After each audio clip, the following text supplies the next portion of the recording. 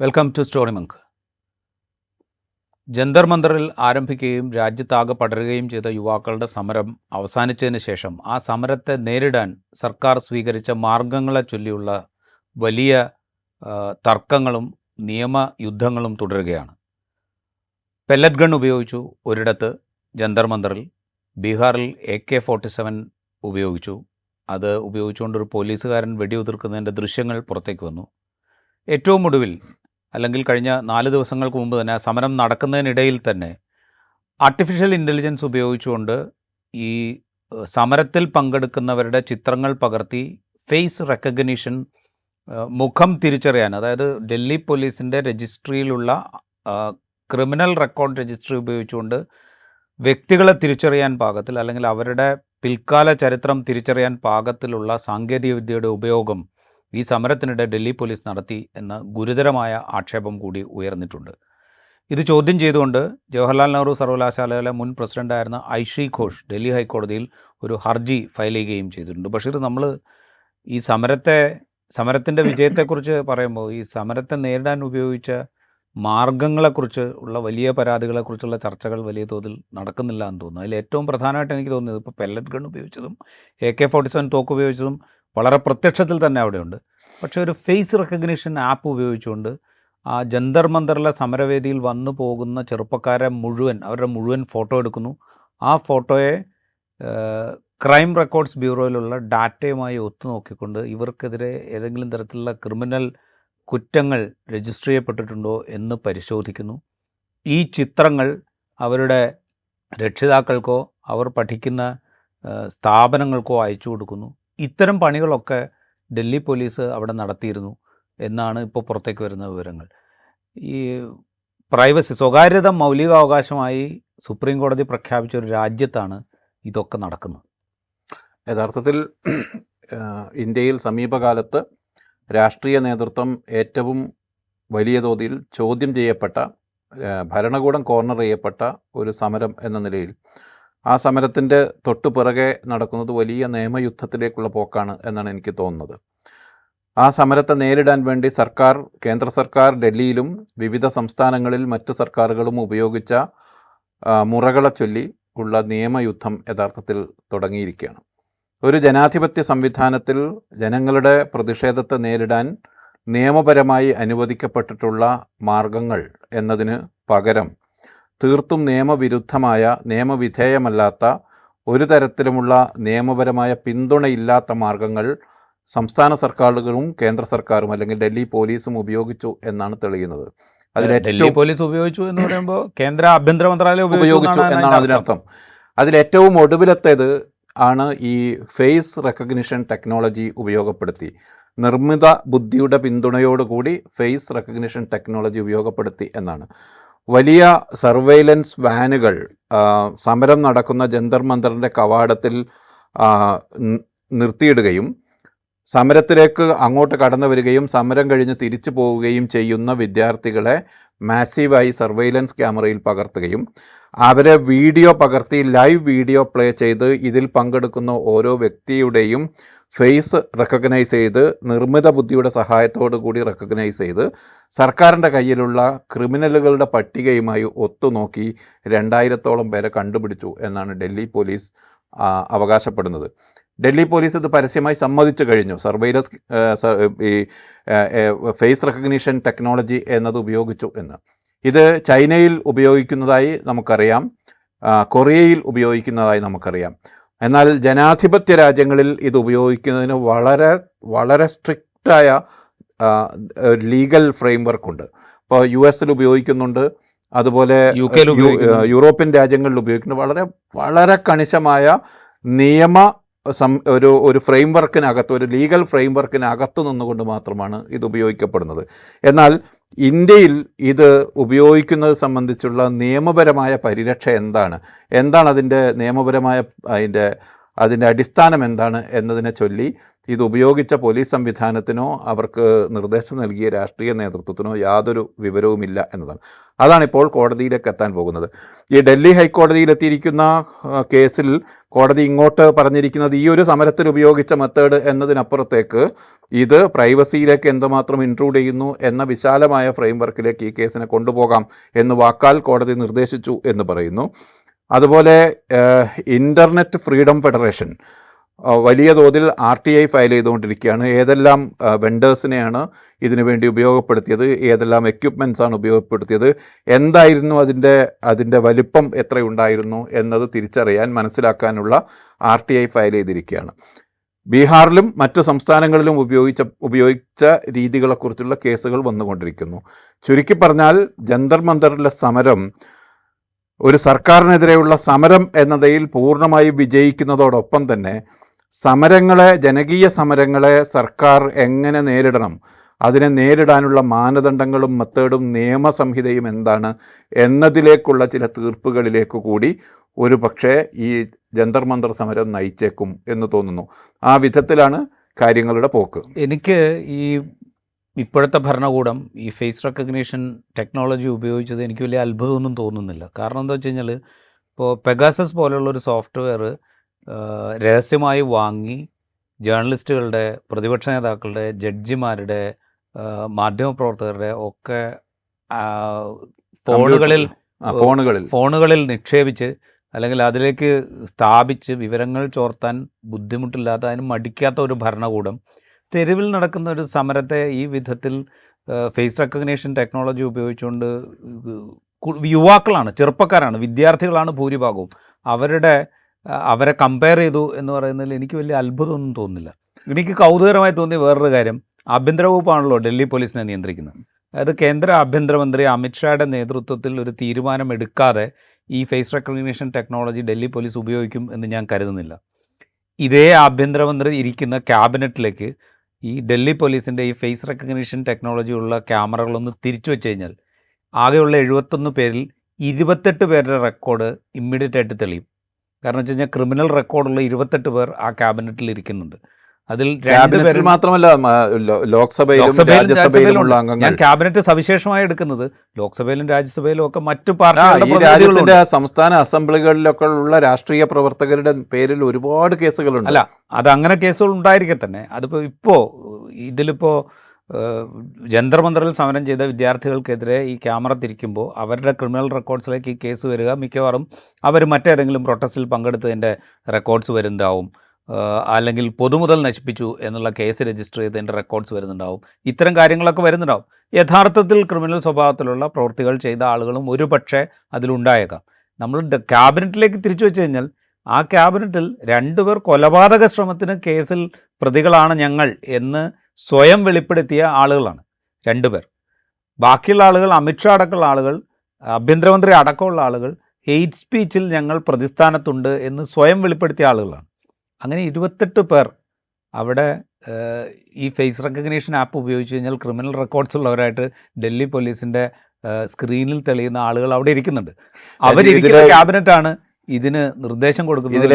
ഇതിലേറ്റവും വലിയ പ്രശ്നം ഇപ്പോൾ ഈ പുതിയ ആധുനിക സംവിധാനങ്ങൾ, ആധുനിക സാങ്കേതിക വിദ്യ, ക്രൈം ഡിറ്റക്ഷൻ ഉപയോഗിക്കുക എന്നത്, അന്വേഷണ സംവിധാനങ്ങൾ ഉപയോഗിക്കുക എന്നത് ലോകത്ത് പല ഭാഗങ്ങളിലായി പല രീതിയിൽ പല തോതിൽ അത് അഡോപ്റ്റ് ചെയ്തുകൊണ്ടിരിക്കുന്നു.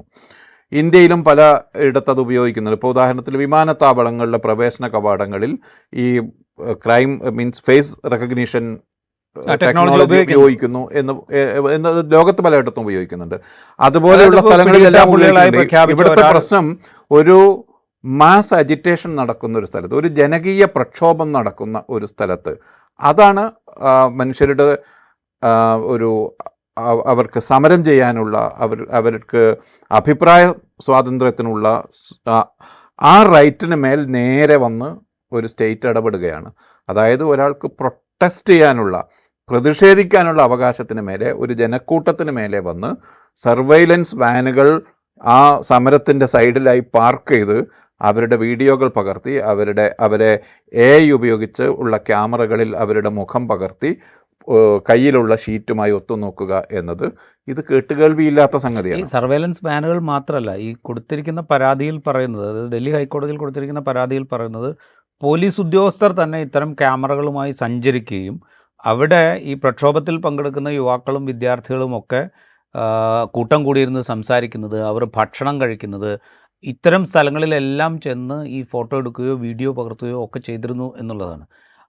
ഒരു തരത്തിലുള്ള പ്രൈവസിയും ഒരു തരത്തിലുള്ള സ്വാതന്ത്ര്യവും ആ സമര സ്പേസിൽ ഈ വിദ്യാർത്ഥികൾക്കോ യുവജനങ്ങൾക്കോ കൊടുക്കരുത് എന്ന നിർബന്ധ ബുദ്ധിയോടുകൂടെ ഈ ഡൽഹി പോലീസ് അവിടെ പ്രവർത്തിച്ചു എന്ന് വേണം നമുക്ക് മനസ്സിലാക്കാൻ.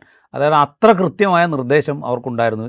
എങ്ങനെയായാലും അവിടെയുള്ള എല്ലാ വിദ്യാർത്ഥികളുടെയും വിവരം, അല്ലെങ്കിൽ അവിടെ എത്തിച്ചേരുന്ന എല്ലാവരുടെയും വിവരം രേഖപ്പെടുത്തണം. ഇത് ഭാവിയിൽ ഉപയോഗിക്കുക എന്നുള്ളത് തന്നെയാണ്. അല്ലെങ്കിൽ ഈ പല വിദ്യാഭ്യാസ സ്ഥാപനങ്ങൾക്കും ഇവരുടെ ഫോട്ടോകൾ അയച്ചു കൊടുത്തിട്ടുണ്ട്, ഈ സമരത്തിൽ പങ്കെടുത്ത വിദ്യാർത്ഥികളുടെ ഫോട്ടോ അയച്ചു കൊടുത്തിട്ടുണ്ട് എന്നവർ ചൂണ്ടിക്കാണിക്കുന്നുണ്ട്. അതുകൊണ്ടായിരിക്കണം ഇപ്പോൾ ഡൽഹി യൂണിവേഴ്സിറ്റി അവിടെ സമരത്തിൽ പങ്കെടുക്കുന്ന വിദ്യാർത്ഥികൾ, നിങ്ങൾ അതിൻ്റെ പ്രത്യാഘാതം ഇവിടെ തിരിച്ചു വരുമ്പോൾ അനുഭവിക്കേണ്ടി വരും എന്ന് ഡൽഹി യൂണിവേഴ്സിറ്റി മുന്നറിയിപ്പ് കൊടുക്കുന്നത് ഈ ഡൽഹി പോലീസിൽ നിന്ന് ഈ പങ്കെടുത്ത വിദ്യാർത്ഥികളുടെ കൃത്യമായ വിവരം അവർക്ക് കിട്ടിയതുകൊണ്ടായിരിക്കണം. അങ്ങനെയാണെങ്കിൽ ഈ ക്രിമിനൽ ലിസ്റ്റ് മാത്രമല്ല, അല്ലെങ്കിൽ ഒത്തുനോക്കിയിട്ടുണ്ടാവുക ഈ കുറ്റവാളികളുടെ ലിസ്റ്റ് മാത്രമായിരിക്കില്ല, ഡൽഹി യൂണിവേഴ്സിറ്റിയിൽ രജിസ്റ്റർ ചെയ്തിരിക്കുന്ന വിദ്യാർത്ഥികളുടെ ലിസ്റ്റുമായും ഈ പറയുന്ന AI ഉപയോഗിച്ചുകൊണ്ട് ഈ സമരത്തിൽ പങ്കെടുത്തവരുടെ ചിത്രങ്ങൾ എടുത്തിട്ട് ഡൽഹി യൂണിവേഴ്സിറ്റിയിൽ അഡ്മിഷൻ എടുത്ത വിദ്യാർത്ഥികളുടെ ലിസ്റ്റുമായിട്ടും ഒരു പക്ഷേ ഡൽഹി പോലീസ് ഇത് ഒത്തുനോക്കിയിട്ടുണ്ടാവണം. അല്ലെങ്കിൽ ഡൽഹി യൂണിവേഴ്സിറ്റി നിങ്ങൾ അവിടെ പങ്കെടുത്തു കഴിഞ്ഞാൽ നിങ്ങൾക്ക് പ്രത്യാഘാതം അനുഭവിക്കേണ്ടി വരും എന്ന് പറയില്ല.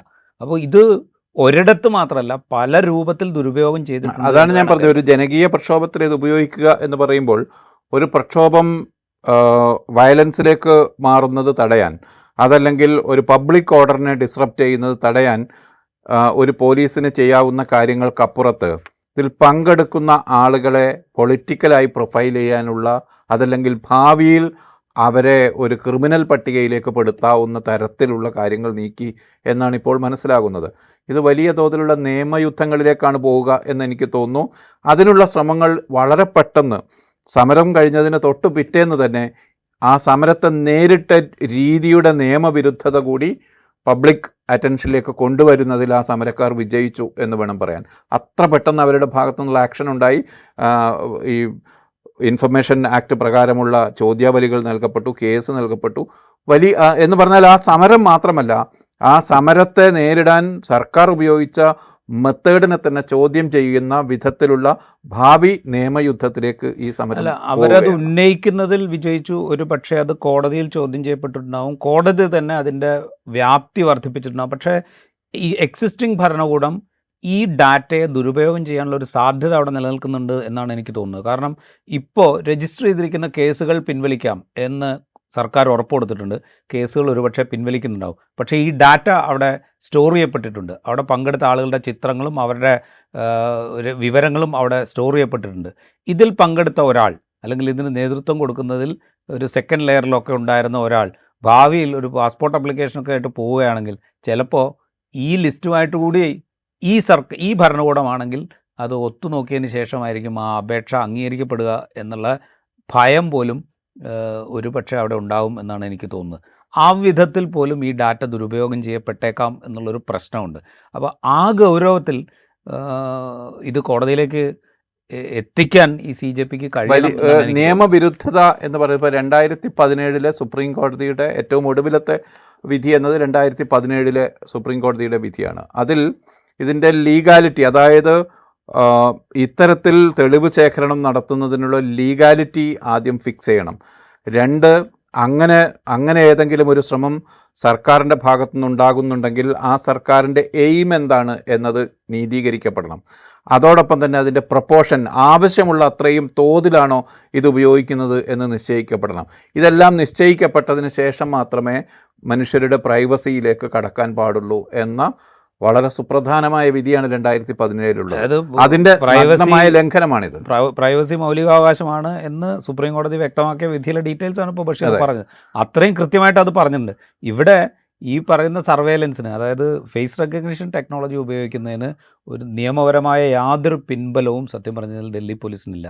ഇത് നേരത്തെ തന്നെ ക്വസ്റ്റ്യൻ ചെയ്തപ്പോൾ കേന്ദ്ര ആഭ്യന്തര മന്ത്രാലയം പറഞ്ഞത് ഡൽഹി പോലീസ് ആക്ടിലെ ഒരു വ്യവസ്ഥ അനുസരിച്ച് 2022 മറ്റോ ഉള്ള എന്തോ ഒരു ഓർഡർ ന്യായീകരിച്ചുകൊണ്ടിരിക്കുകയാണ്. ഒരു എക്സിക്യൂട്ടീവ് ഓർഡർ വെച്ചുകൊണ്ടാണ് അത് ന്യായീകരിച്ചുകൊണ്ടിരിക്കുന്നത്. ഒരു തരത്തിലുള്ള നിയമപരമായ പിന്തുണയുമില്ല, ഒരു തരത്തിലുള്ള നിയമപരമായ ഒരു ഫ്രെയിം വർക്കും ഇല്ലാതെയാണ് ഇത് ഉപയോഗിക്കപ്പെട്ടിരിക്കുന്നത് എന്നുള്ളതാണ് അതിനകത്ത് ഏറ്റവും വലിയ തമാശ.